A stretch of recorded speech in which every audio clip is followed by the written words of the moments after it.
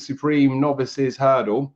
This race has been, it's been the centrepiece for Cheltenham Festival to kick off for a long time. It's always the most viewed content of Supreme. I think it's the race that every trainer wants to win to get off to a good start. Every punter wants to find the winner of this race too. We've got an odds-on favourite this year, Kopek de Boards, top price 10 to 11 at the time of recording.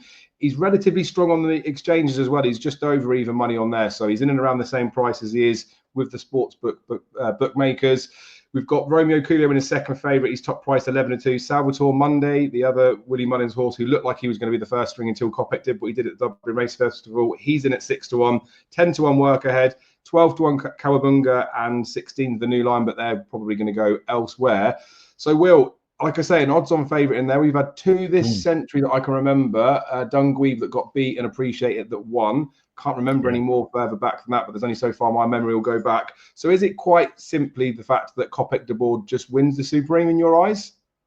Well, I think he's the right favourite without a shadow of a doubt. Obviously, what he did at the Dublin Racing Festival was spectacular, really. And there were signs of that from what he did at Christmas time as well, because he kicked every hurdle out of the ground that day and showed he had a massive engine. So I'm not in a rush to take him on. Let's put it that way.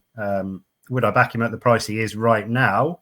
I probably wouldn't, because I think there are some good horses in here lining up in behind. You know, the battalions are lining up on his lawn, if you will. There's some good horses that will run really, really well, and I can see nearer the day Kopek de Board being a horse that the bookies look to try and potentially take on.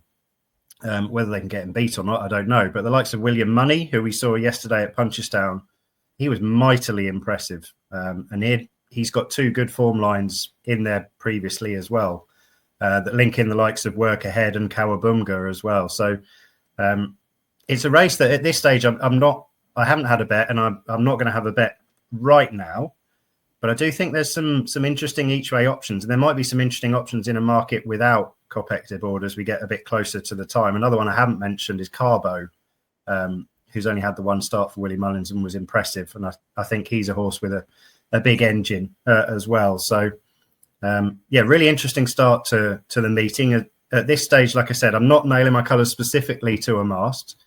Having said that, Kopek de Board is the right favourite, and it wouldn't be a surprise were he to start off what is probably going to be a Tuesday where there's lots of multiples going on with various shorties. Again, we seem to have that every year, don't we? So, really intriguing start to the card, but I'll be looking at some of those slightly bigger priced options and trying to play them one way or the other.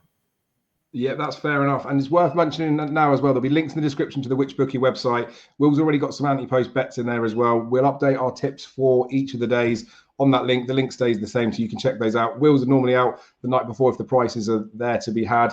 With it being 40-hour decks, who knows, we might be able to get stuff up even earlier, but it is a daily link, so you'll have to check back each day. But we'll tell you what our final thoughts are. Yeah, in the without market will definitely be interesting because it's quite competitive in the betting behind, isn't it? Romeo Coolio's got that form, but then the one blot in his copybook. Salvatore Mundi's got the hood stat that no one likes and is obviously like a keen going sort, but they were bullish about him being a top tier horse.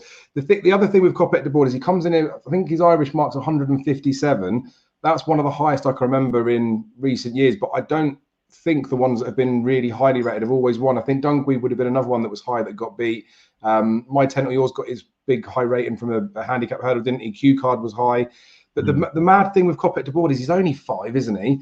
That bumper run was phenomenal, but probably didn't look as good at the time because it was, I say just a sales bumper, but it was just that. It was a sales bumper with a big price tag that Willie Mullins targeted. He could have gone for any bumper on the back of that performance, really. And that first ride of Paul Townend last time, because I know his jumping was bad the time before, but no disrespect to Patrick, he's a very good, he's a better jockey than I am, let's put it that way. But he's no Paul Townend, and the horse looks so settled under him. It was a wow performance at the Dublin Race Festival, wasn't it? I think he's, dare I say, bomb-proof in here, but obviously bet responsibly. Everything's got like issues, isn't it? And I know people will say about travelling over and things could cause an issue, but like Dunguib was an odds-on favourite for this race, having won a bumper and still managed to get turned over. So just because he hasn't been here doesn't mean he's not going to win. And Classical Dream was keen on the way to post and still got the job done. I think because this is the Supreme, there'll be some extra places up for grabs. I do think that the bookies will try and get him beat, so you probably will hopefully get a bit of odds against about him. But I think when we sit back at the end of the week and look back at the prices of some of these sort of even money favourites, because a few across the week, he's going to stand out after to be like the type of one that we think like we knew he was a good thing beforehand. So I like him, and it is a bit bunched behind as well. Like I think in the without market, I'd find it difficult to be able to split Romeo Coolio, Salvatore Mundi work ahead like significantly.